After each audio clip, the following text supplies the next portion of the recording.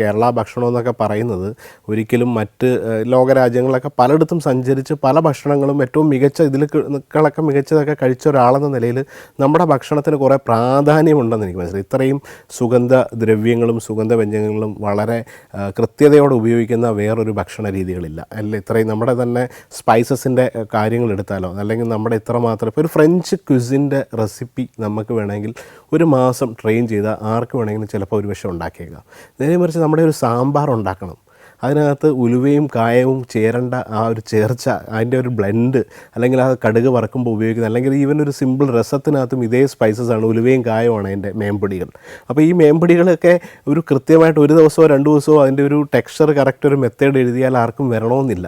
അത് ആ സ്പൈസസ് എങ്ങനെ ബിഹേവ് ചെയ്യുന്നു, ഏത് സമയത്ത് അതിൻ്റെ താളിക്കണം, അല്ലെങ്കിൽ അതിൻ്റെ ടെമ്പറിന് ഏത് സമയത്താണ് ഈ കടുക് പൊട്ടേണ്ടത്, അതൊക്കെ വ്യത്യസ്തമാണ്. അപ്പോൾ അത്രമാത്രം സ്കിൽ സെറ്റുള്ള, അത്രമാത്രം സ്കില്ലുള്ള ഒരു ഷെഫിന് കുക്ക് ചെയ്യാൻ പറ്റുന്ന വിഭവങ്ങൾ, വ്യത്യസ്തമായ വിഭവങ്ങളുള്ള ഒരു ചെറിയ ഇന്ത്യയിലെ ഒരു സംസ്ഥാനത്തിൻ്റെ ഭക്ഷണം, അതുതന്നെ ലോകം മുഴുവനുള്ള എല്ലാ റെസ്റ്റോറൻറ്റുകളിലും ഈ കേരളത്തിൻ്റെ ഭക്ഷണങ്ങളുണ്ട്. ഏതൊരു ഇന്ത്യൻ ക്യുസിൻ എടുത്തുള്ള റെസ്റ്റോറൻറ്റിൽ പോയാലും അറ്റ്ലീസ്റ്റ് 1 or 2 കേരള വിഭവങ്ങളുണ്ട്. അപ്പോൾ ആ രീതിയിൽ കേരള ഭക്ഷണം പോപ്പുലർ ആവുന്നു. അത് പോപ്പുലർ ആവേണ്ടത് നമ്മളുടെയും കൂടെ ആവശ്യമാണ്.